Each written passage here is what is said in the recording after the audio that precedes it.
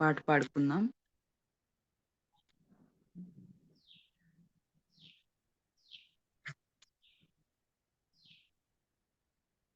ఫలములనాశించిన పరలోక తండ్రి తేరి చూచుచున్నాడు నీ వైపు.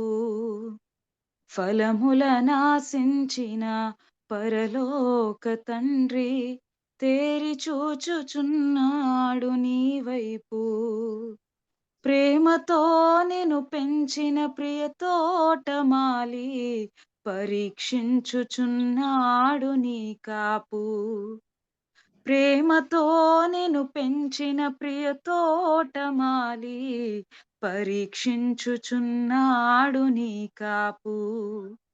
ఫలించకుండుట నీకు న్యాయమా? యజమాని సహనముతో చెలగాటమా? ఫలించకుండుట నీకు న్యాయమా? యజమాని సహనముతో చెలగాటమా?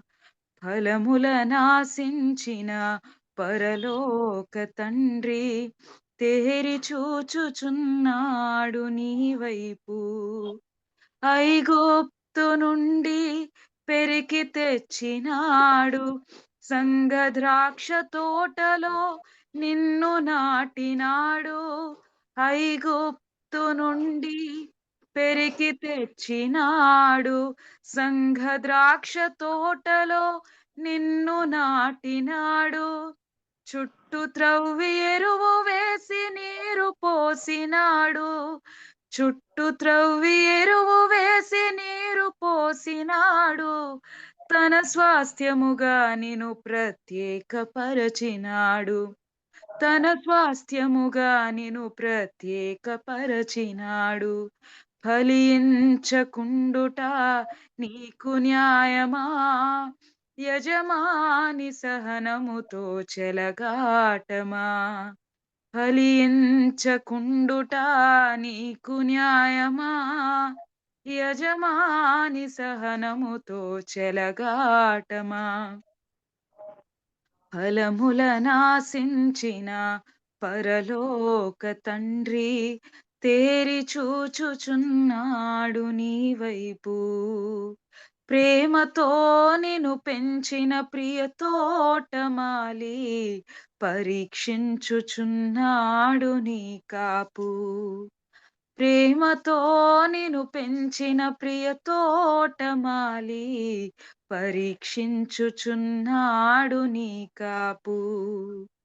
ఫలించకుండుట నీకు న్యాయమా? యజమాని సహనముతో చెలగాటమా? ఫలించకుండుట నీకు న్యాయమా? యజమాని సహనముతో చెలగాటమా? ఫలములనాశించిన పరలోక తండ్రి తేరి చూచుచున్నాడు నీ వైపు. వెదకినప్పుడు నీ యొద్ద ఫలము లేకయుంటే, ఆకులతో నిన్ను చూసి తండ్రి సంతసించునా? వెదకినప్పుడు నీ యొద్ద ఫలము లేకయుంటే, ఆకులతో నిన్ను చూసి తండ్రి సంతసించునా? ఇవ్వబడిన సమయములో వర్ధిల్లకుంటే, ఇవ్వబడిన సమయములో వర్ధిల్లకుంటే, మోడులాంటి నిన్ను ఇంక నరికి వేయకుండునా? మోడులాంటి నిన్ను ఇంక నరికి వేయకుండునా? ఫలించకుండుట నీకు న్యాయమా? యజమాని సహనముతో చెలగాటమా? ఫలించకుండుట నీకు న్యాయమా? యజమాని సహనముతో చెలగాటమా? ఫలములనాశించిన పరలోక తండ్రి తేరి చూచుచున్నాడు నీ వైపు. ప్రేమతో నిన్ను పెంచిన ప్రియ తోటమాలి పరీక్షించుచున్నాడు నీ కాపు. ప్రేమతో నిన్ను పెంచిన ప్రియ తోటమాలి పరీక్షించుచున్నాడు నీ కాపు. ఫలించకుండుట నీకు న్యాయమా? యజమాని సహనముతో చెలగాటమా? ఫలించకుండుట నీకు న్యాయమా? యజమాని సహనముతో చెలగాటమా? ఈ అవకాశం ఇచ్చినందుకు మీ అందరికి వందనాలండి. ప్రభు స్తోత్రం అమ్మా, చక్కగా పాడాం. వందనాలు నాయన.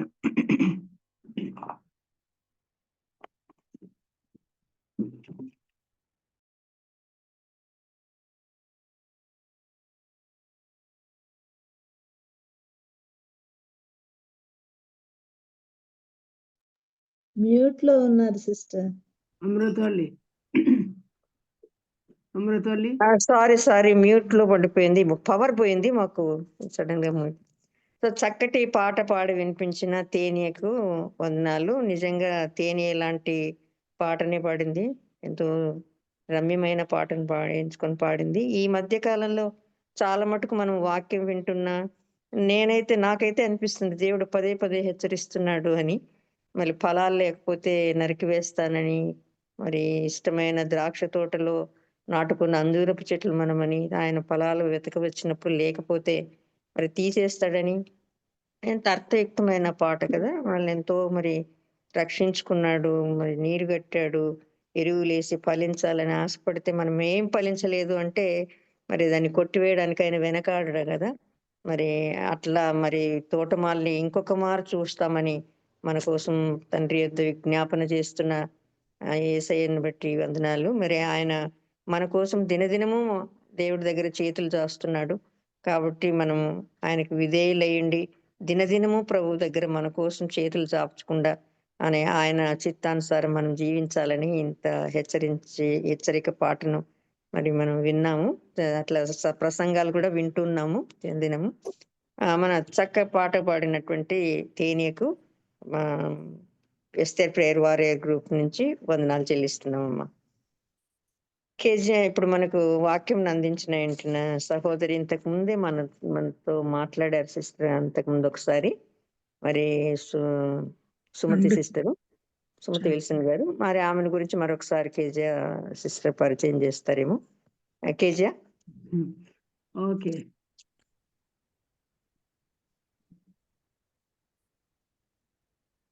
ప్రభునందు చేరువచ్చిన సోదరులందరూ కూడా నా వందనాలు తెలియజేస్తున్నాను. సిస్టర్ మనందరికీ పాతవారే, కొత్త వాళ్ళు కాదు. నా వీడియో ఏం కనిపించడం లేదు అనుకుంటున్నాను. సిస్టర్ ఇది 1-2 సార్లు కాదు, 3-4 సార్లు అయింది. ఒకసారి చక్కని సాక్ష్యాన్ని కూడా వినిపించారు. సిస్టర్ ఎవరో కాదు, విజయవాడలో చాలా కాలంగా దేవుని సేవ చేస్తున్న విల్సన్ గారి సతీమణి. ఇంకా ఇద్దరు కూడా చాలా కాలంగా ఆంధ్రాలో దేవుని యొక్క పనిని బ్రదర్ అసెంబ్లీస్ లో చేస్తూ ఉన్నారు. బ్రదర్ గారు కోవిడ్ సంభవించిన తొలి దినాల్లో మన సంఘానికి కూడా వచ్చారు. దానికి ముందుగా ఒకసారి జూమ్ లో కూడా రోమా పత్రికను గురించి సవిస్తరమైన వాక్యాన్ని చెప్పారు. చాలా చక్కగా అర్థమైంది. రోమా పత్రికను అర్థం చేసుకోవడం చాలా కష్టం. ఆ తర్వాత మరి సిస్టర్ గారిని మేము కూడా ఆహ్వానించినప్పుడు జూమ్ లో అనేక సార్లు నేటి వరకు వాక్యాన్ని అందిస్తూనే ఉన్నారు. కేజీఆ విజయ కూడా వారి వదిన గారే. నేను ఇప్పుడు పాట పాడిన సోదరి తేనియా కూడా చక్కగా పాట పాడింది కదా. బిడ్డను బట్టి దేవుని స్తోత్రం. ఏకైక పుత్రిక, ముందు వెనకాల ఎవరు ఆడామగా ఎవరు లేరు. తనకి ఏకైక బిడ్డ. ప్రభుని నమ్ముకొని చక్కగా ప్రార్థన చేయగలిగినారు. ప్రార్థన కాదు, పాట పాడగలిగినారు. ఆ తర్వాత తను MBBS చేసినారు. ఫర్దర్ స్టడీస్ కూడా ఇంకా ముందుకు సాగుతున్నారు. చక్కని భవిష్యత్తు బిడ్డకు రావాలని ప్రార్థనలు మనం జ్ఞాపకం చేసుకుందాము. ఇప్పుడు సోదరి సిస్టర్ సుమతి గారు దేవుని వాక్యాన్ని మనకు వినిపిస్తారు. ఈ పాటను అనుసరించే వాక్యం ఉంటుందేమో అని అనుకుంటున్నాను నేను. మేబీ ఉండొచ్చు. సిస్టర్ వందనాలండి సుమతి గారు. వందనాలండి కేజే గారు. మమ్మల్ని గురించి చాలా చాలా చాలా మంచి సాక్ష్యాన్ని చెప్పారు. చాలా చాలా వందనాలు మీకు. మరలా నన్ను జ్ఞాపకం చేసుకొని మరొకసారి దేవుని వాక్యాన్ని చెప్పడానికి సమయం ఇచ్చినందుకు కూడా వందనములు. తర్వాత నాకు 2 పిల్లలు కేజే గారు. అవునా? మొదట కొడుకు దేవుని సేవ చేస్తున్నాడు. తర్వాత పాప తర్వాత పాప అదనమాట. సరే, కూడి వచ్చినటువంటి ప్రియ సోదరులందరికి కూడా నా హృదయపూర్వక వందనాలు తెలియజేస్తా ఉన్నాను. ఈ దినం మరి మన వాక్య పరిచర్య కోసం మత్తయి సువార్త 5వ అధ్యాయము, మత్తయి సువార్త 5వ అధ్యాయము 13వ వచనాన్ని చదువుకుందాం. మత్తయి సువార్త 5వ అధ్యాయము 13వ వచనం. మీరు లోకమునకు ఉప్పు అయి ఉన్నారు. ఉప్పు నిస్సారమైతే అది దేని వలన సారము పొందును? అది బయట పారవేయబడి మనుషుల చేత త్రొక్కబడుటకే గాని మరి దేనికిని పనికి రాదు. తర్వాత మీరు లోకమునకు వెలుగై ఉన్నారు. కొండ మీద నుండి పట్టణము మరుగై ఉండనేరదు. మనుషులు దీపం వెలిగించి కొంచెం కింద పెట్టరు, కానీ అది ఇంట నుండి వారందరికీ వెలిగించుటకై దీపస్తంభం మీదనే పెట్టుదురు. మనుషులు మీ సత్క్రియలను చూచి పరలోకమందున్న మీ తండ్రిని మహిమపరచునట్లు వారి ఎదుట మీ వెలుగు ప్రకాశింప నీయుడి. మనం చిన్న ప్రార్థన చేసుకొని వాక్య భాగాన్ని చూద్దాం. మహాపరిశుద్ధుడవై ఉన్న మా ప్రియ పరలోకపు తండ్రి, మీ పరిశుద్ధ నామానికి వేల కొలదిగా కోట్ల కొలదిగా వందనాలు, స్తుతులు, స్తోత్రాలు చెల్లిస్తున్నావు నాయన. నా తండ్రి, ఈ చిన్న జూమ్లో ప్రభువా నాయన అనుదినం వాక్యాన్ని నా తండ్రి వింటున్న మా ప్రియ సోదరులందరిని బట్టి వందనాలు, స్తోత్రాలు నాయన. మీరు వారికి అనుగ్రహించిన ఆసక్తిని బట్టి, ఆత్మయందలి తీవ్రతను బట్టి వందనాలు, స్తుతులు, స్తోత్రాలు తండ్రి. మరి ఈ దినం కూడా ప్రభువా తిరిగి ప్రభువా మీ పాద సన్నిధికి రాగలిగారు. అందుని బట్టి వందనాలు, స్తోత్రాలు. మేము చదువుకున్న ఈ చిన్న లేఖన భాగాన్ని మా కొరకు ఆశీర్వదించండి, మా కొరకు దీవించండి నాయన. మా ఆత్మల ప్రయోజనం కోసం చేరి వచ్చిన మా అందరితో మాట్లాడండి ప్రభువా. మీరు మాట్లాడితే నా తండ్రి మాకు మేలు, దీవెన కనుక నా తండ్రి మీరే నాకు మారుగా మీరు మాట్లాడి మీరు మహిమ, ఘనత, ప్రభావమును పొంది చేరి వచ్చిన మా అందరికీ ఆత్మ సంబంధమైన ఉజ్జీవాన్ని అనుగ్రహిస్తారని నమ్ముచు నమస్కరిస్తూ మీకు వందనాలు చెల్లిస్తూ, మిక్కిలి అల్పమైన నన్ను, బలహీనమైన నన్ను, శక్తిహీనమైన నన్ను, ఓటికుండనైన నన్ను మీ బలిష్టమైన చేతులకు సమర్పిస్తూ మంచి తండ్రి మీ మహిమైశ్వర్యం చేత నింపి వాడుకొనవలసిందిగా ప్రార్థిస్తున్నాం నాయన. మీరే మహిమ పొంది మాకు గొప్ప సంతోషాన్ని, ఆనందాన్ని అనుగ్రహిస్తారని నమ్ముచు నమస్కరిస్తూ వందనాలు చెల్లిస్తూ యేసు ప్రభు అతి శ్రేష్టమైన నామంలో స్తోత్రం చెల్లించి ప్రార్థిస్తున్నాం తండ్రి. ఆమేన్. ఆమేన్.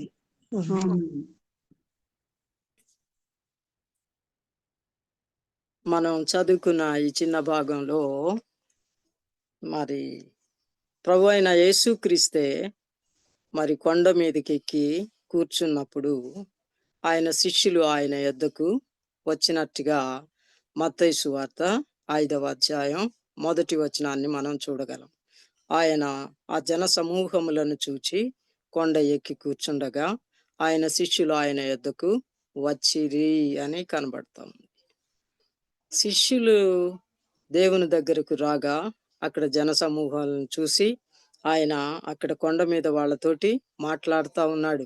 మాట్లాడుతా ముందు అంతా ధన్యులు ధన్యులు ధన్యులు అని చెప్పిన తరువాత మరి మనం చదువుకున్న భాగం మనం చూసినట్లయితే 13వ వచనానికి వచ్చేటప్పటికి మీరు లోకమునకు ఉప్పు అయి ఉన్నారు అని అంటున్నాడు.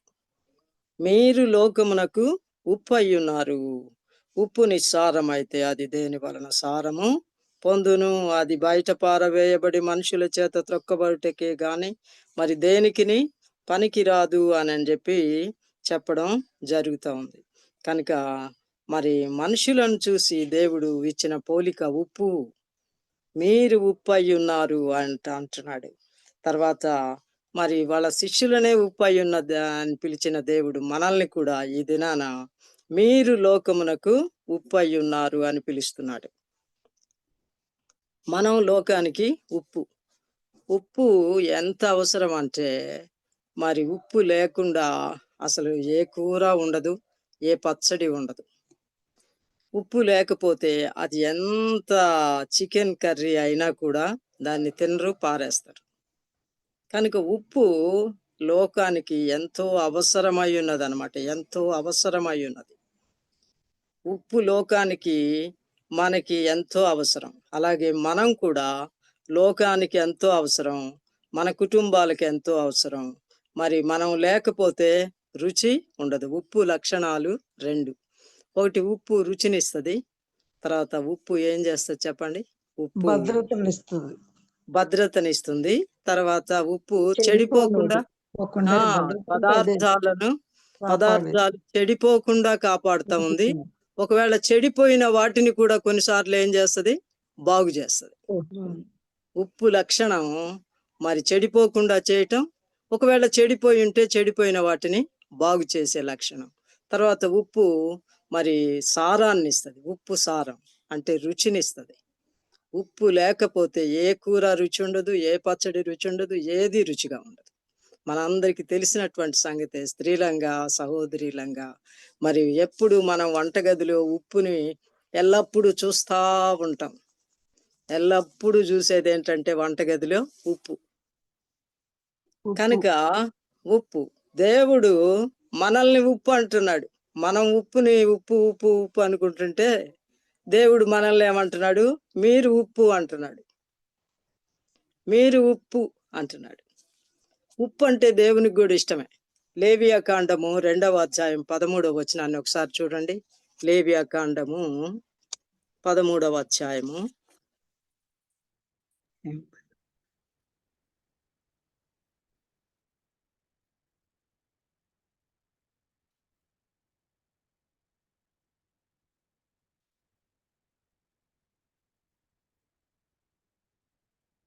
లేవియా కాండము 2వ అధ్యాయం 13వ వచనం.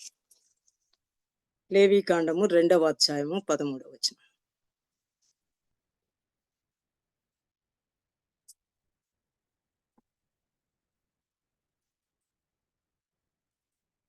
రెండవ అధ్యాయము 13వ వచనం. 13వ వచనంలో ఇక్కడ నీవు అర్పించు ప్రతి నైవేద్యమునకు ఉప్పు చేర్చవలెను. దేవుని నైవేద్యాల్లో కూడా ఉప్పు లేకపోతే అది నైవేద్యం కాదన్నమాట. ఆ నైవేద్యం రుచిగా ఉండదన్నమాట. దేవునికి కూడా ఉప్పు అవసరం అయ్యింది ఇక్కడ. నీవు అర్పించు ప్రతి నైవేద్యమునకు ఉప్పు చేర్చవలెను. నీ దేవుని నిబంధన యొక్క ఉప్పు నీ నైవేద్యము మీద ఉండవలెను. నీ దేవుని నిబంధన యొక్క ఉప్పు నీ నైవేద్యం మీద ఉండవలెను. నీ అర్పణములన్నిటిలోనూ ఉప్పు అర్పింపవలెను. కనుక ఉప్పు లేకుండా దేవునికి కూడా నైవేద్యం పెట్టడం అనేది జరగడం లేదు. ఉప్పు అంత అవసరం. ఉప్పు అంత రుచిని ఇస్తదన్నమాట. ప్రతి నైవేద్యానికి ఉప్పు చేర్చడాన్ని బట్టి, ఆ ఉప్పు రుచిగా ఉండడాన్ని బట్టి దేవుడు కూడా దాన్ని ఆగ్రాణిస్తాడు. అది దహించబడినప్పుడు ఆ సువాసనను ఆయన ఆగ్రాణిస్తాడన్నమాట. కనుక ఉప్పు ఎంత అవసరమో లోకంలో, మనం కూడా లోకంలో అంత అవసరమని మరి దేవుడు సెలవిస్తా ఉన్నాడు. కనుక ఉప్పు మరి రుచినివ్వటమే కాకుండా ఉప్పు చెడిపోయిన వాటిని కూడా బాగు చేస్తది అని మనం అనుకున్నాం. ఉప్పు రుచినిస్తది, రెండవది చెడిపోయిన వాటిని బాగు చేస్తుంది అనుకున్నాం. రాజుల 2వ గ్రంథాన్ని ఒకసారి చూడండి. రాజుల 2వ గ్రంథము 2వ అధ్యాయాన్ని చూడండి. రాజుల గ్రంథము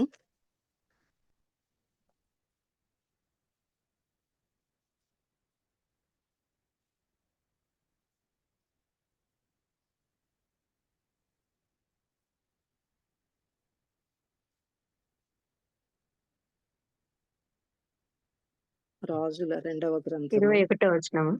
అవును, రైట్, చదువునాన్న. ఆ, 19వ వచనం. చదువుతున్నాను. అతడు ఆ నీటి ఊట 19 యొద్దకు పోయి సరే. అందులో ఉమ్, ఉప్పు వేసి ఆ, యెహోవా సెలవిచ్చినదేమనగా, ఈ ఉమ్, నీటిని నేను బాగు చేసి ఉన్నాను గనక ఇక ఆ, దీని వలన మరణము కలగకపోవును. ఉమ్. చూసారా, మరణాన్ని కూడా తప్పించగలిగింది ఉప్పు. అతడు ఎలీషా ఎరికో పట్టణం గుండా వెళ్తున్నాడు ఒకరోజు. 19వ వచనాన్ని గమనించండి. అంతటా ఆ పట్టణపు వారు, ఈ పట్టణం ఉన్న చోటు రమ్యమైనదని మా ఏలిన వాడైనా నీకు కనబడుచున్నది, గాని నీళ్లు మంచివి కావు. కానీ నీళ్లు ఏమి కావంట? మంచివి కావు. అందుచేత భూమియు నిస్సారమై ఉన్నదని ఎలీషాతో అనగా, ఎలీషాతో ఒక మాట చెప్పారయ్యా, నీళ్లు మంచివి కావు, భూమి కూడా పాడైపోయిందయ్యా ఈ నీళ్ల వలన. ఈ నీళ్లు మంచివి కావు అంటే, ఆ నీళ్లు తాగితే మరి భూమే నిస్సారమైంది, మనుషులు కూడా చనిపోతారన్నమాట. అందుచేత ఎలీషాకి ఈ సంగతిని చెప్పగా, ఎలీషా ఏం చేశాడు? 20వ వచనాన్ని చూడండి. అతడు కొత్త పాత్రలో ఉప్పు వేసి నా యొద్దకు తీసుకొని రండి అని వారితో చెప్పాను. క్రొత్త పాత్ర ఒకటి తీసుకొచ్చి దానిలో ఉప్పు వేయండి అని చెప్పాడు. వారు దాన్ని తీసుకొని రాగా అతడు ఆ నీటి ఊట యొద్దకు పోయి అందులో ఉప్పు వేసి, యెహోవా సెలవిచ్చున్నదేమనగా, ఈ నీటిని నేను బాగు చేసి ఉన్నాను గనుక ఇక దీని వలన మరణము కలుగక పోవును, భూమియు నిస్సారముగా ఉండదు అనేను. కనుక మరి ఈ ఉప్పు వలన ఎంత ఆ భూమి నిస్సారం లేకుండా చేసింది.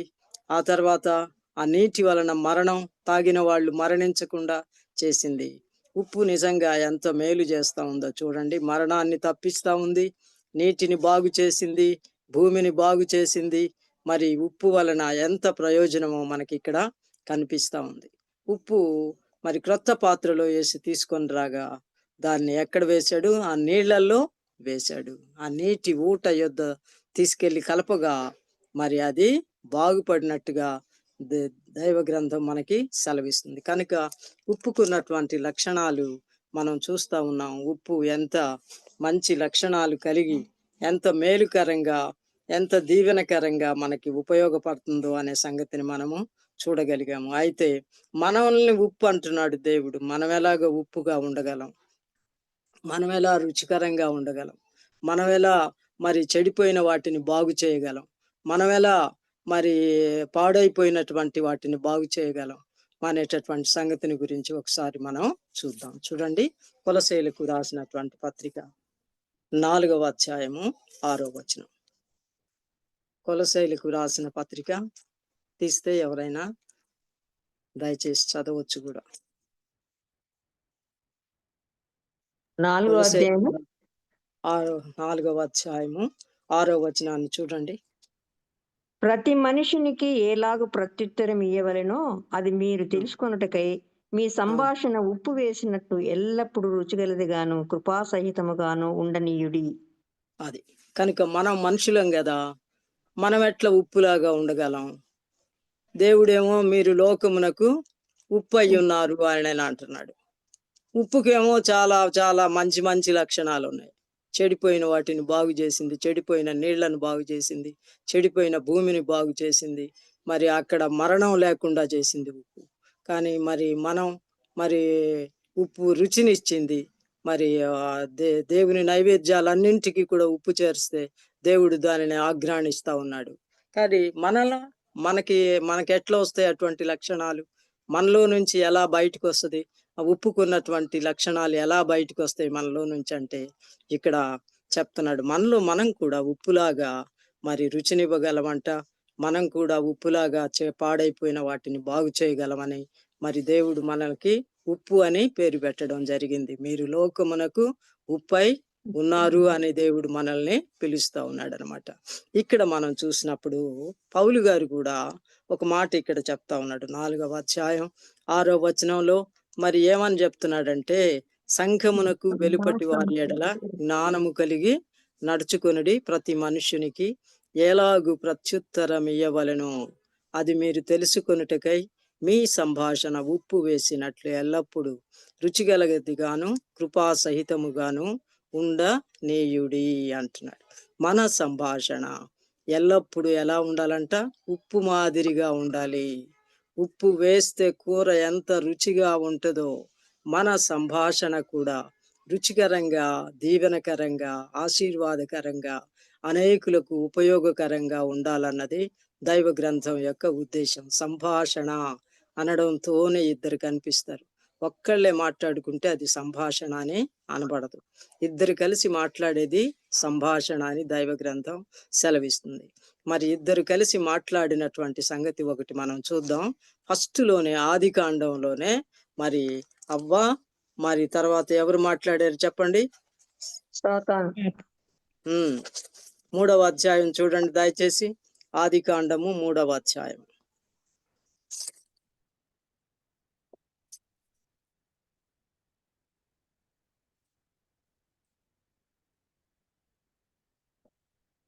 అపవాది లేకుంటే సాతానుడు. సాతానుడు వాళ్ళిద్దరు కలిసి మాట్లాడారు. ఎట్లా మాట్లాడారో ఒకసారి చూద్దాం. దేవుడైన యెహోవా 3వ అధ్యాయం. దేవుడైన యెహోవా చేసిన సమస్త జంతువులలో సర్పము యుక్తి గలదై ఉండెను. అది ఆ స్త్రీతో, ఇది నిజమా? ఈ తోట చెట్లలో దేని ఫలములనైనను మీరు తినకూడదని దేవుడు చెప్పానా అని అడిగాను. అందుకు స్త్రీ, ఈ తోట చెట్ల ఫలములను మేము తినవచ్చును. అయితే తోట మధ్య ఉన్న చెట్టు ఫలములను గూర్చి దేవుడు మీరు చావకుండానట్లు వాటిని తినకూడదనియు వాటిని ముట్టకూడదనియు చెప్పానని సర్పముతో ఆనెను. సర్పము తర్వాత అవ్వ ఇద్దరు మాట్లాడుతూ ఉన్నారు. మరి సర్పం చాలా చక్కగా అవ్వని మరి తన కుయుక్తి గల మాటలతోటి అవ్వలో ఉన్న రహస్యం అంతా కూడా అది తెలుసుకోగలిగింది. అది రావటంతోనే ఈ తోట చెట్ల మధ్యలో ఏ చెట్టు ఫలములైనను మీరు తినకూడదని దేవుడు చెప్పానా అని ఫస్ట్ ప్రశ్నే అడిగింది. ఇది నిజమా? ఇది నిజమేనా? దేవుడు చెప్పాడు కదా మీకు, ఈ తోట చెట్ల ఫలాల్లో దేన్ని కూడా తినకూడదని, ఏదో ఒక చెట్టు ఫలం తినకూడదని చెప్పాడు కదా. సర్పానికి తెలిసినట్టుగా లేదు ఏ చెట్టు ఫలం తినకూడదు అనే సంగతి. అది అది అది తెలుసుకోవడం కోసం మరి అవ్వని అడిగింది. అవ్వ మరి చెప్పేసింది. ఏమని చెప్పింది? నిజమే, దేవుడు చెప్పాడు మాకు తోట చెట్ల ఫలములను మేము తినవచ్చును. అయితే తోట మధ్య ఉన్న చెట్ల ఫలములను గూర్చి దేవుడు మీరు చావకుండునట్లు వాటిని తినకూడదనియు వాటిని ముట్టకూడదనియు చెప్పానని సర్పముతో నేను తినకూడదన్నాడు దేవుడు, ముట్టకూడదని చెప్పాడా? చెప్పలేదు. కానీ ఇంకొక మాట కూడా మరి తోడు చేసి అవ్వ ఎక్కువ మాట్లాడింది. కొంచెం ఎక్కువ మాట్లాడితే సర్పం ఇంకా చొరవ తీసుకొని అది కూడా మరెక్కువ మాట్లాడినట్టుగా మనకి కనపడుతుంది. 4వ వచనం చూడండి. అందుకు సర్పం, మీరు చావనే చావరు, ఏలయనగా మీరు వాటిని తిను దినమున మీ కన్నులు తెరవబడుననియు మీరు మంచి చెడ్డలను ఎరిగిన వారై దేవతల వలె ఉందురనియు దేవునికి తెలియనని స్త్రీతో చెప్పగా. పచ్చి అబద్ధం చెప్తా ఉంది ఇక్కడ. ఎంత అది ఫస్ట్ యుక్తి గలదని మొట్టమొదట్లోనే దాని గుణాన్ని గురించి దేవుడు వ్రాయించాడు. సర్పము యుక్తి గలదై అని కనిపిస్తుంది.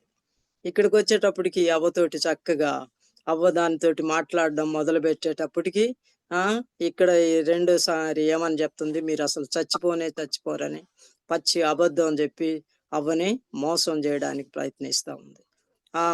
మంచి చెడ్డలు తెలుస్తాయి మీకు, అంతేకాదు మీరు దేవదూతల వలె అయిపోతారు అని చెప్పింది. ఇక ఇవన్నీ చూసేటప్పటికి, ఇవన్నీ వినేటప్పటికి అది ఆ పండు చాలా కన్నులకు రమ్యమైందిగా, వివేకం ఇచ్చేదిగా కనిపించింది అవ్వకు. చూడండి 6వ వచనం.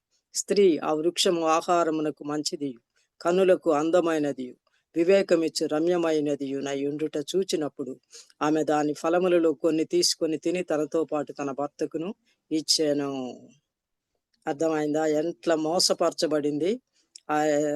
ఆ పండు చూడటంతోనే రమ్యమైంది అనుకుంటుంది, తర్వాత వివేకం ఇచ్చేటటువంటిది అనుకుంటుంది అని ఆఖరికి మోసపరచబడి ఆ పండుని తినడం కూడా జరిగింది. తిని ఆఖరికి ఆదాముకు కూడా ఇచ్చింది.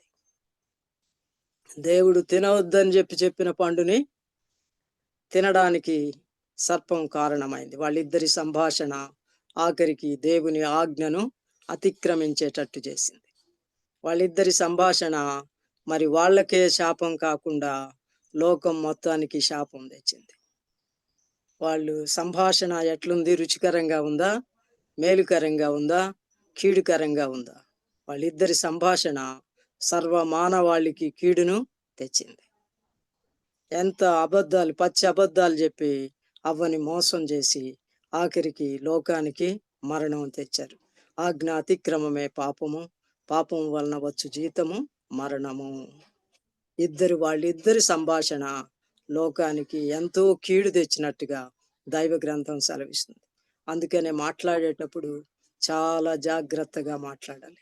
చాలా జాగ్రత్తగా మాట్లాడాలి. మన మాటలు మరి మనకి కీడు కాకూడదు, లోకానికి కీడు కాకూడదు, మన ఇంటికి కీడు కాకూడదు, మనకి శాపం రాకూడదు, మన ఇంటికి శాపం రాకూడదు, ఎవరికి కూడా కీడుకరంగా సంభాషణ జరగకూడదు.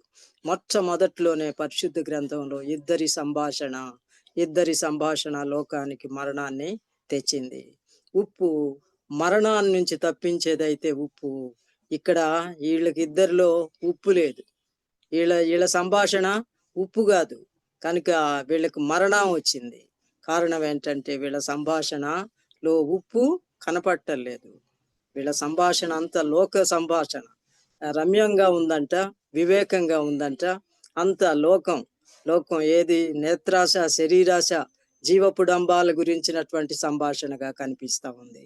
అందుచేత వాళ్ళ సంభాషణ వలన లోకానికి అంతటికి, మనకందరికీ కూడా ఈ దినం మనం మరణించవలసిన పరిస్థితి ఏర్పడడానికి కారణం వాళ్ళిద్దరు చేసిన సంభాషణే దానికి కారణం. అందుచేత మన సంభాషణ ఎట్లా ఉండాలంటే ఉప్పు వేసినట్లు రుచిగలది గాను, కృపా సహితము అంటే ప్రభు అయిన యేసు క్రీస్తే కృప.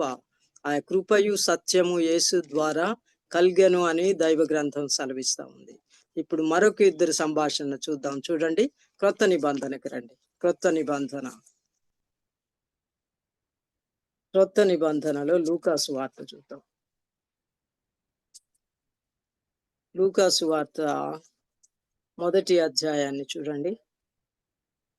లూకాసు వార్త మొదటి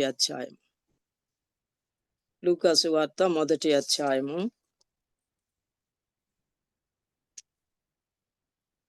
39వ వచనం. ఆ దినముల యందు మరియ లేచి యూదా ప్రదేశములలోని కొండసీమలోనున్న ఒక ఊరికి త్వరగా వెళ్ళి జకర్యా ఇంటిలో ప్రవేశించి ఎలిజబెత్తునకు వందనము చేశాను. ఎలిజబెత్ మరియ యొక్క వందన వచనము వినగానే ఆమె గర్భంలో శిశువు గంతులు వేశాను. అందుకు ఎలిజబెత్ పరిశుద్ధాత్మతో నిండుకొనినదై బిగ్గరగా ఇట్లనెను, స్త్రీలలో నీవు ఆశీర్వదించబడిన దానవు, నీ గర్భఫలమును ఆశీర్వదించబడును. నా ప్రభు తల్లి నా యొద్దకు వచ్చుట నాకేలాగు ప్రాప్తించెను. ఇదిగో నీ శుభవచనము నా చెవిని పడగానే నా గర్భంలోని శిశువు ఆనందముతో గంతులు వేసెను. ప్రభువు ఆమెకు తెలియచేయించిన మాటలు సిద్ధించును గనుక నమ్మిన ఆమె ధన్యురాలనెను. అప్పుడు మరియా ఇట్లనెను, నా ప్రాణము ప్రభువును గనపరచుచున్నది. ఆయన తన దాసురాలి దీనస్థితిని కటాక్షించెను. నా ఆత్మ నా రక్షకుడైన దేవుని యందు ఆనందించెను. సర్వశక్తిమంతుడు నాకు గొప్ప కార్యములు చేశాను గనుక ఇది మొదలుకొని అన్ని తరముల వారు నన్ను ధన్యురాలని అందరూ. ఇక్కడ ఇద్దరు సహోదరీలు, మరి వీళ్ళిద్దరు కూడా దేవుని ఆత్మ చేత నింపబడిన వాళ్ళు. ఇద్దరు దేవుని ఆత్మ చేత నింపబడి ఒకళ్ళకొకళ్ళు కలుసుకున్నప్పుడు రావటంతోనే వందనాలు. మీరు కూడా రావడంతోనే ఒకళ్ళకొకళ్ళు ఎలాగ వందనాలు చెప్పుకున్నారో అలాగే మరి జకర్యా ఇంటిలో ప్రవేశించగానే మరియా ఎలిజబెత్కి ఏం చేసింది? ఎలిజబెత్కి వందనము చేసెను అని కనబడతా ఉంది. కనుక ఎలిజబెత్కి వందనం చేసి ఎలిజబెత్కి వందనం చేసింది. ఎలిజబెత్ కూడా మరి ఆ వందనం వచ్చిన వెంటగానే ఆమె గర్భంలో ఉన్న యోహాను గంతులు వేశాడు అని చెప్తాం. అందుకు ఎలిజబెత్ పరిశుద్ధాత్మతో నిండుకొనినదై బిగ్గరగా ఇట్లనెను. ఎలిజబెత్ పరిశుద్ధాత్మతో నిండుకొనినదై బిగ్గరగా మాట్లాడుతా ఉంది. మరి మరియతోటి, స్త్రీలలో నీవు ఆశీర్వదించబడిన దానవు, నీ గర్భఫలమును ఆశీర్వదించబడును, నా ప్రభు తల్లి నా ఎద్దుకు వచ్చుటకు నాకేలాగూ ప్రాప్తించెను అని ఎంత చక్కని సంభాషణ. నీవు ఆశీర్వదించబడిందానివమ్మా, నీ గర్భఫలం ఆశీర్వదించబడిందమ్మా. నా ప్రభు తల్లి నా దగ్గరికి రావటం నాకెట్లమ్మా, నాకు ప్రాప్తించింది, ఇది నా గొప్ప భాగ్యం అమ్మా అన్నట్టుగా మరి మాట్లాడుతూ ఉంది. ఇదిగో నీ శుభవచనం, నువ్వు వందనం చెప్పడంతోనే నా చెవిని పడగానే నా గర్భంలో ఉన్న శిశువు ఆనందంతో గంతులు వేస్తున్నాడమ్మా అని చెప్పింది. అందుకు ప్రభు ఆమెకు తెలియచేయించిన మాటలు సిద్ధించును గనుక నమ్మిన ఆమె ధన్యురాలని. నీవెంతో ధన్యురాలు తల్లి, నీవెంతో ఆశీర్వదించబడిన దానివమ్మా. నీ గర్భంలో ఉన్నటువంటి దేవుడు అమ్మా నీ గర్భంలో ఉన్నది అన్నట్టుగా ఆమె ఎంతో చక్కని సంభాషణ చేసింది. దానికి మరియా ఏమాత్రం పొంగిపోలేదు, గర్వపడలేదు, ఏమాత్రం కూడా మరియా డంబాన్ని ప్రదర్శించలేదు. చూడండి, మరియ కూడా చాలా తాను సంపూర్ణంగా తగ్గించుకొని మాట్లాడుతున్నట్టుగా మరి ఇక్కడ మనకి కనిపిస్తుంది. అప్పుడు మరి ఇట్లా, నేను నా ప్రాణము ప్రభువును గనపరచుచున్నది, ఆయన తన దాసురాలి దీన స్థితిని కటాక్షించాను. ఏమంటుంది? ఏమాత్రం తాను హెచ్చించుకోలేదు. లోక రక్షకుడే నా గర్భంలోకి వచ్చాడు అనేటటువంటి గర్వం ఏమాత్రం కనబడ్డలేదు. కానీ తాను తగ్గించుకొని దాసురాలి దీన స్థితిని దేవుడు కటాక్షించాడు. నా స్థితి ఎంతో దీనమైంది. నేనున్న ఊరే నజరేత్ అనేటటువంటి చిన్న కుగ్రామము. ఆ కుగ్రామంలో మా ఇల్లు, మేము ఎంతో దీనస్థితి కలిగినటువంటి వారం. మమ్మల్ని దేవుడు ఎన్నిక చేసుకున్నాడు అని తన యొక్క వాస్తవమైన జీవితాన్ని ఒప్పుకుంటుంది. మరి ఏమాత్రం కూడా గర్వపడకుండా, ఏమాత్రం కూడా సిగ్గుపడకుండా తన నిజ జీవితాన్ని ఒప్పుకుంటా మాట్లాడుతుంది. ఆయన తన దాసురాలి దీన స్థితిని కటాక్షించెను అని చెప్పి మాట్లాడుతుంది.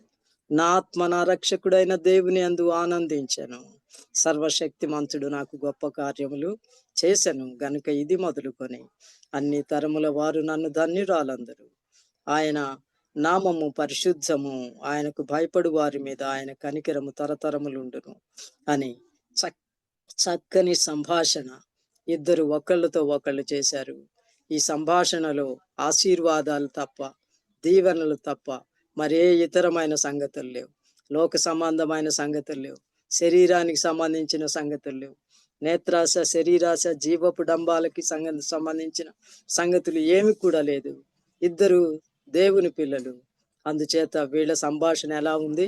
ఉప్పు వేసినట్లు రుచికరముగాను కృపా సహితముగాను ఉన్నట్టుగా మరి వీళ్ళ సంభాషణ మనకి కనిపిస్తా ఉంది. వీళ్ళ సంభాషణ వలన ఆశీర్వాదాన్ని పొందారు. ఇద్దరు ఆశీర్వదించబడినటువంటి వారై, ఇద్దరు కూడా పరిశుద్ధాత్మతో నింపబడిన వారై, ఇద్దరు కూడా ఇద్దరు మగపిల్లలకి జన్మనిచ్చారు. ఒకళ్ళేమో బాప్తిస్మం ఇచ్చి యోహాన్ అయితే, మరొకళ్ళేమో ప్రభు అయినటువంటి యేసుక్రీస్తుకి జన్మనిచ్చిన తల్లిగా మనకి కనబడతా ఉంది. కనుక వాళ్ళ సంభాషణ వలన లోకానికి ఆశీర్వాదం వచ్చింది, లోకానికి దీవెన వచ్చింది. మరి మనుషులందరూ రక్షింపబడడానికి ప్రభు అయిన యేసుక్రీస్తు కారణమయ్యాడు. ఆయన ఈ లోకానికి వచ్చి మనందరి కోసం తన ప్రాణాన్ని అర్పణగా, బలిగా, అప్పుగా అర్పించి మనలందరినీ దేవుని రాజ్య వారసులుగా చేయడానికి కారణమయ్యాడు. కనుక మన సంభాషణ ఇలాగ ఉప్పు వేసినట్లు రుచికరంగా, మరి మేలుకరంగా, దీవెనకరంగా, ఆశీర్వాదకరంగా ఉండాలన్నది మరి పరిశుద్ధ గ్రంథం సెలవిస్తున్నటువంటి సంగతి. మరొకళ్ళు కూడా సంభాషించినట్లుగా మనకు కనబడతా ఉంది. చూడండి, మరి ఆ సంభాషణ కూడా ఒకసారి చూద్దాం. లూకా సువార్తలోనే 23వ అధ్యాయాన్ని చూద్దాం. లూకా సువార్త 23వ అధ్యాయం. లూకా సువార్త 23వ అధ్యాయం 39వ వచనాన్ని ఒకసారి చూద్దాం. వ్రేలాడ వేయబడిన ఆ నేరస్తులలో ఒకడు ఆయనను దూషించుచు. ఇక్కడ చూసారా, వాడు నేరస్తుడు, వాడు సిలువ మీద ఉన్నాడు. అయితే యేసు ప్రభుని దూషిస్తా ఉన్నాడు. మరి యేసు ప్రభు మధ్యలో వ్రేలాడుతున్నాడు. సిలువ మీద ఒక దొంగ అటు, ఇంకొక దొంగ ఇటు పక్కన, ఇద్దరు వ్రేలాడుతున్నారు. అయితే మొదటోడు అంటున్నాడు, ఆయన్ని దూషిస్తా, ఆయన్ని తిడతా ఏమంటున్నాడు, నీవు క్రీస్తువు కదా అని ఎగతాళి చేస్తున్నాడు వాడు. నీవు క్రీస్తువు కదా, నిన్ను నీవు రక్షించుకొనుము, మమ్ము కూడా రక్షించుమని చెప్పాను. వాడు ఎంత ఎగతాళి చేస్తున్నాడంటే, నువ్వు నిజంగా క్రీస్తువు అయితే నిన్ను నీవు రక్షించుకోలేవయ్యా, నిన్నటి దాకా ఎంతో మందిని బాగు చేసావు కదా, నిన్నటి దాకా చచ్చిపోయినటువంటి వాళ్ళని బతికించావు కదా. అది వాడి వెటకారం అన్నమాట. నిన్ను నువ్వు బాగు చేసుకో, ఇప్పుడు ఈ బాధ అంతా దేనికి, మనకి ఈ సిలువ మీద వేలాడటం దేనికి, మమ్మల్ని కూడా దించు కిందకి అని వాడు వెటకారం చేస్తా, యేసు ప్రభుని అవమానపరుస్తా, దూషిస్తా మాట్లాడుతా ఉన్నాడు. మమ్మను కూడా రక్షించమని చెప్పాను. అయితే రెండో వాడు వాడితో సంభాషణ చేస్తున్నాడు చూడండి. అయితే రెండవ వాడు వాడితోటి మాట్లాడుతున్నాడు. అయితే రెండవ వాడు వానిని గద్దించి, అయితే రెండవ వాడు చూశాడు, వాడి మాటలు విన్నాడు, వాడిని గద్దించావు, రే బుద్ధి లేనోడా, మరి మనం అనుభవించే శిక్ష మనకు తగిందిరా అంటున్నాడు. నీవు అదే శిక్షా విధిలో ఉన్నావు గనుక దేవునికి భయపడవా అంటున్నాడు. అరే, మన శిక్ష మనకు తగింది, మనం దొంగలం, చోరులం, వ్యభిచారులం, నీచులం, పాపులం, మనకిది తగిందిరా. ఆయన దేవుడు, ఆయనకు భయపడవరా, ఆయన ఇష్టం వచ్చినట్టు మాట్లాడుతున్నావేరా అని మరి ఏమంటున్నాడు, దేవునికి భయపడవా అంటున్నాడు.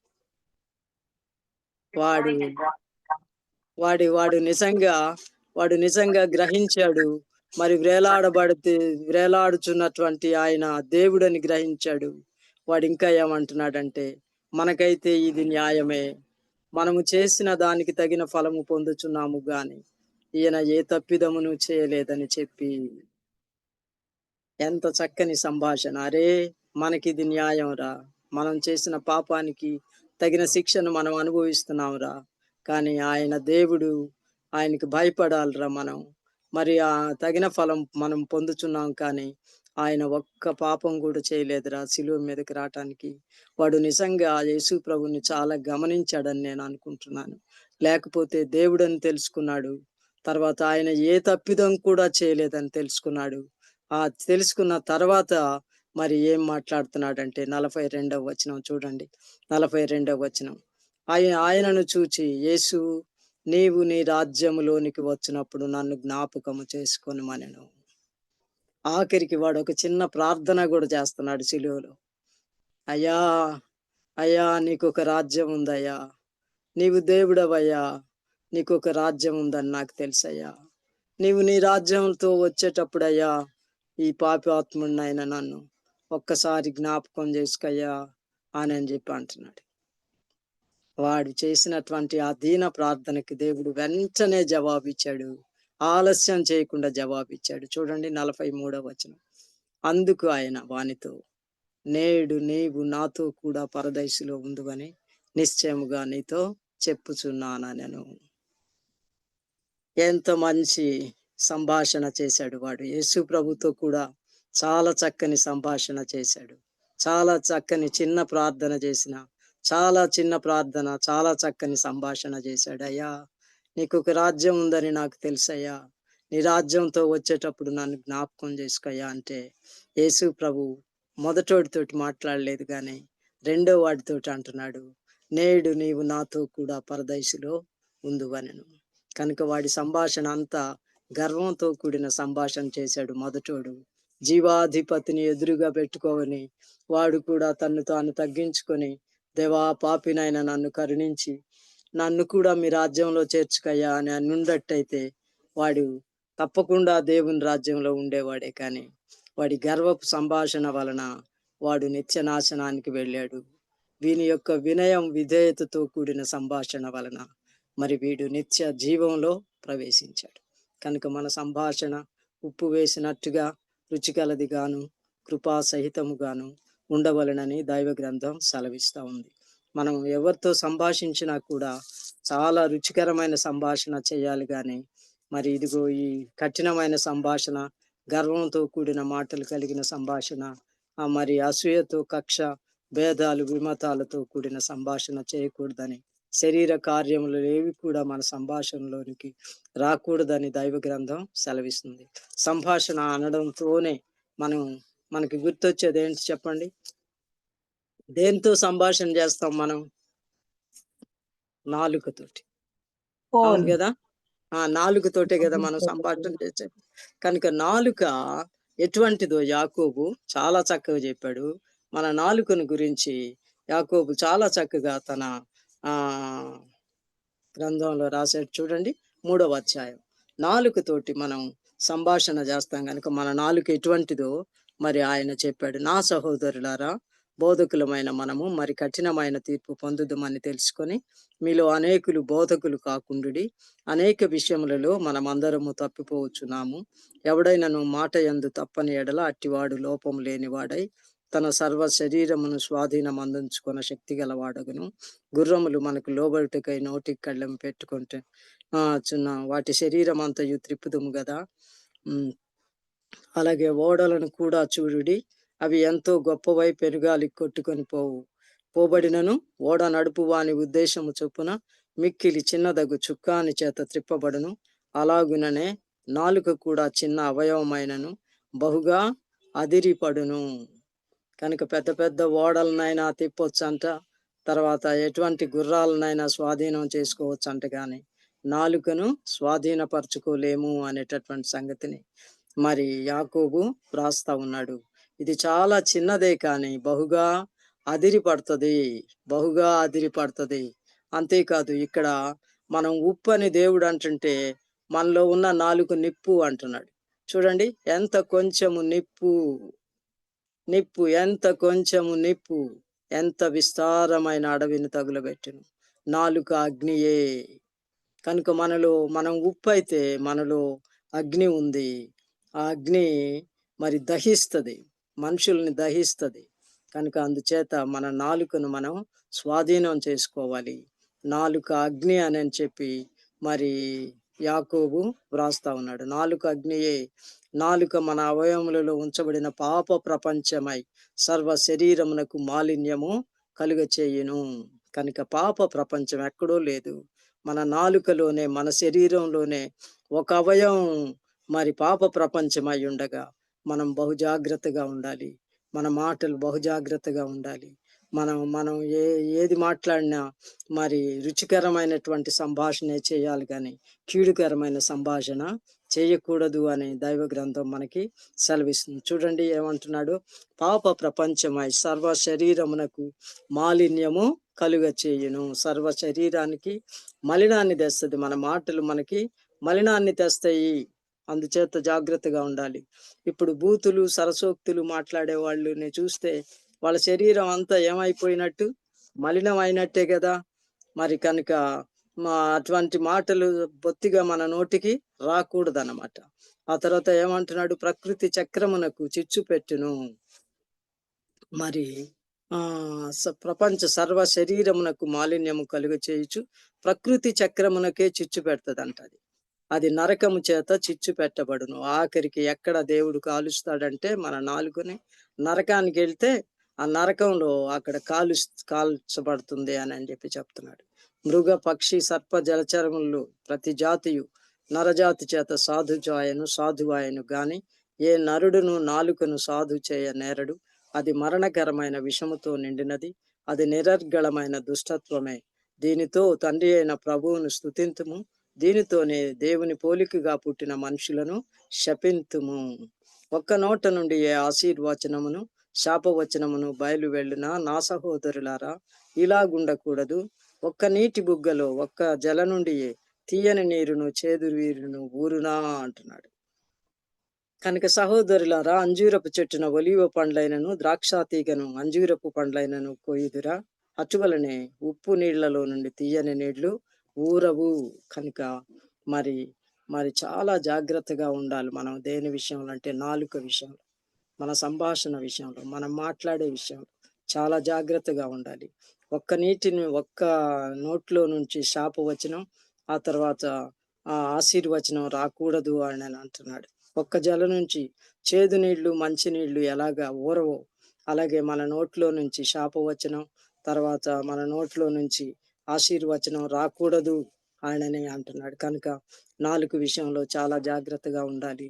మనం ఎప్పుడు కూడా మన నోట్లో దేవునికి ఇష్టం లేనటువంటి మాటలు కానీ, దేవునికి మరి అవమానం తెచ్చే మాటలు కానీ, దేవునికి మరి మనసు కష్టాన్ని కలిగించే మాటలు కానీ, అటువంటి సంభాషణ కానీ మనం చేయకూడదు. మన మాటలు కానీ, మన సంభాషణ కానీ, మన ఉనికి దేవునికి మహిమకరంగా, ఆశీర్వాదకరంగా, దీవెనకరంగా ఉండాలన్నది దైవ గ్రంథం మనకి సెలవిస్తున్నటువంటి సంగతి. కనుక మన సంభాషణ ఎలా ఉండాలి? ఉప్పు వేసినట్లు రుచికరముగాను కృపా సహితముగాను ఉండనీయుడి అంటున్నాడు. కనుక మన సంభాషణ ఎప్పుడైనా సరే చాలా జాగ్రత్తగా చేయాలి అన్నది దైవ గ్రంథం సెలవిస్తున్నటువంటి సంగతి. అయితే మనం అలా చేసినప్పుడు మనం ఏమవుతాం అంటున్నాడు? మీరు లోకమునకు ఉప్పై ఉన్నారు అన్నాడు. లోకమునకు ఉప్పై, లోకానికే మనం ఉప్పు. మనం లేకపోతే లోకం రుచి లేనటువంటి లోకం అని దైవ గ్రంథం సెలవిస్తా ఉంది. ఇప్పుడు చూడండి 13వ వచనం, 5వ అధ్యాయం 13వ వచనం, మత్తయి సువార్త 5వ అధ్యాయం 13వ వచనం. మీరు లోకమునకు ఉప్పు అయి ఉన్నారు. ఉప్పు నిస్సారమైతే అది దేని వలన సారము పొందును? ఉప్పు నిస్సారమైతే అది దేని వలన సారము పొందును? మరి ఉప్పు నిస్సారమైంది అనుకోండి, అది దేని వలన సారం? కొన్నిసార్లు ఉప్పు నిస్సారం అవుతుంది. మరి నిస్సారం ఎప్పుడైపోతుంది? ఉప్పుని కనుక మనం వేడి చేస్తే, మరి కొన్నిసార్లు పల్లెటూర్లలో మరి ఏదన్నా నొప్పులు వాపులు అట్లాంటివి ఉంటే ఉప్పు కాపడం పెడతారు. ఉప్పు కాపడం పెట్టి అద్దుతారు. అద్దిన తర్వాత మళ్ళీ ఆ ఉప్పును మళ్ళీ మనం వాడుకుంటామా? వాడుకోం, దాన్ని బయట పారపోస్తారు. అట్లా కొన్నిసార్లు ఉప్పు ఏమవుతుంది? దాని రుచిని కోల్పోయి నిస్సారం అయిపోతుంది అనమాట. నిస్సారం అయిపోతే అది బయట పారవేయబడి, ఇక్కడ ఏమంటున్నాడు?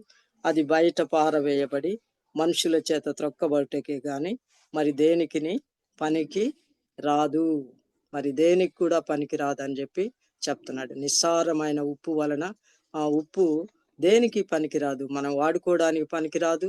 కూరలను లేకపోతే పచ్చళ్ళను భద్రం చేయడానికి పనికిరాదు. చెడిపోకుండా ఉంచడానికి పనికిరాదు.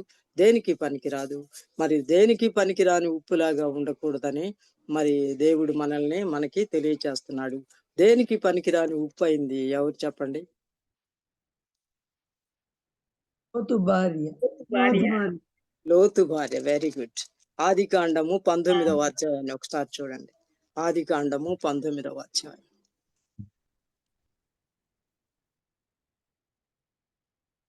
ఆదికాండము 19వ అధ్యాయం. ఆ సాయంకాల సమయమందు ఆ ఇద్దరు దేవదూతలు సొదొమ చేరినప్పటికీ లోతు సొదొమ గవిని యొద్ద కూర్చుండి ఉండాలి. లోతు వారిని చూచి వారిని ఎదుర్కొనుటకు లేచి సాష్టాంగ నమస్కారము చేసి, నా ప్రభువులారా, దయచేసి మీ దాసుని ఇంటికి వచ్చి రాత్రి వెళ్ళబుచ్చి కాళ్ళు కడుక్కొనుడి. మీరు పెందల కడనే లేచి మీ త్రోవను వెళ్ళవచ్చునని. అందుకు వారు, అలాగు కాదు, నడివీధిలో రాత్రి వెళ్ళబుచ్చదమని చెప్పిరి. ఆయనను అతడు మిక్కిలి బలవంతము చేసినప్పుడు వారు అతని తట్టు తిరిగి అతని ఇంట ప్రవేశించిరి. అతడు వారికి విందు చేసి పొంగని రొట్టెలు కాల్చగా వారు భోజనము చేసిరి.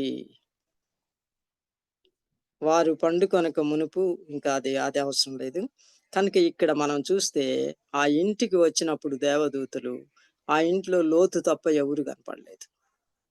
నిజానికి ఆ ఇంట్లో ఎవరెవరు ఉండాలి?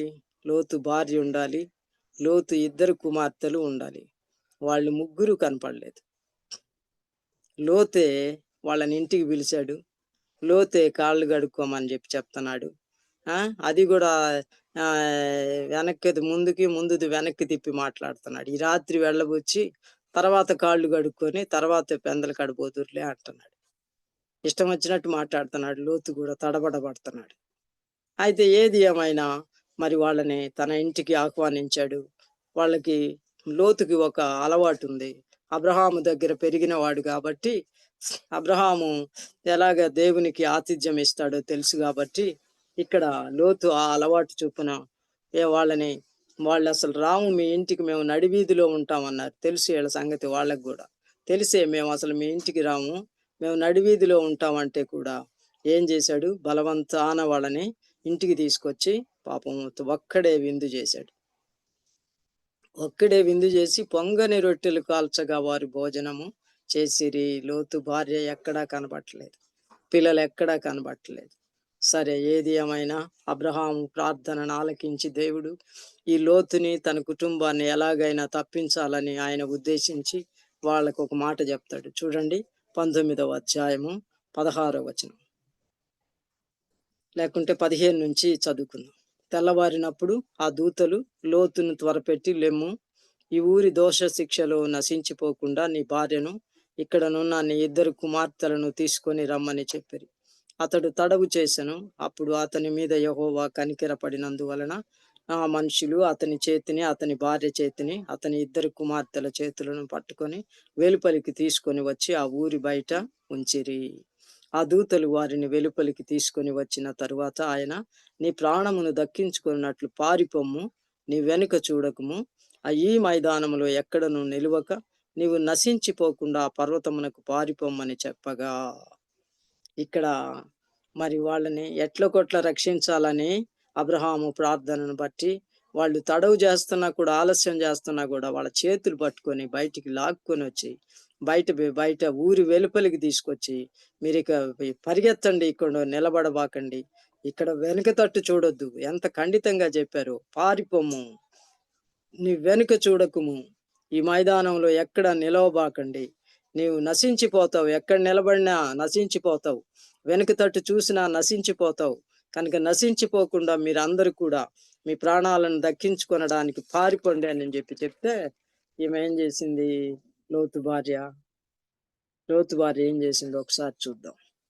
మరి 24వ వచనాన్ని చూడండి. అప్పుడు యెహోవా సొదొమ మీదను గొమొర్రా మీదను యెహోవా యొద్ద నుండి గంధకము అగ్ని ఆకాశము నుండి కురిపించి ఆ పట్టణములను, ఆ మైదానం అంతటిని, ఆ పట్టణములలో నివసించిన వారిని అందరినీ నేల మొలకలకు నాశనము చేసెను. అయితే లోతు భార్య అతని వెనుక నుండి తిరిగి చూచి ఉప్పు స్తంభము ఆయను. అర్థమైందా? కనుక మరి ఈమె నిస్సారమైన ఉప్పు అయింది.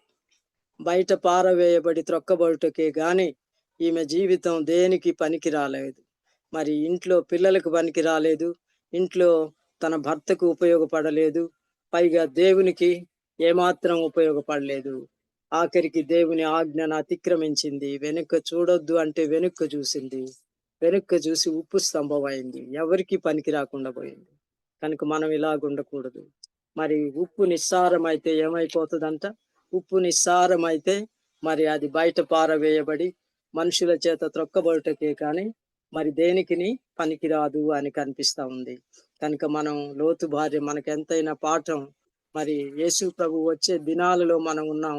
మరి మనం లోతు భార్యని జ్ఞాపకం చేసుకొనుడి అంటాడు కూడా యేసు ప్రభు. ఎందుకని? ఆమె ఆజ్ఞాపించినా కూడా, ఆమెకు జాగ్రత్త చెప్పినా కూడా, వెనక తట్టు తిరగొద్దని చెప్పినా కూడా ఆమె వెనక్కి తిరిగి నిస్సారమైన ఉప్పు అయింది, పనికిరాని ఉప్పు అయింది, దేనికి పనికి రాకుండా పోయింది. కనుక ఆమెను మీరు జ్ఞాపకం చేసుకోండి, ఆమె మీకు పాఠం, ఈ పాఠాన్ని మీరు నేర్చుకోండి అని చెప్పి దేవుడు సెలవిచ్చాడు. కాబట్టి నిస్సారమైన ఉప్పుగా మనం ఉండకూడదు.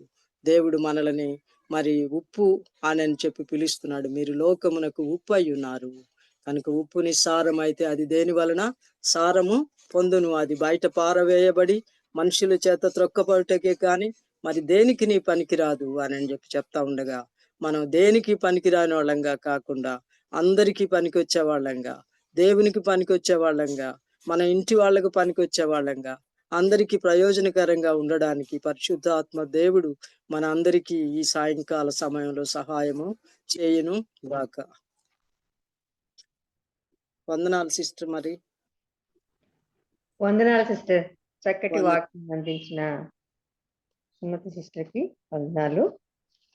అవును, మరి మనము ఉప్పులాగా సారం కలిగి ఉండాలని, మరి చక్కటి ఉపమానాలతో ఎవరెవరి సంభాషణ ఎలా ఉంది, ఉప్పు వేసినట్టు ఎవరి సంభాషణ ఉంది, మరి వికటి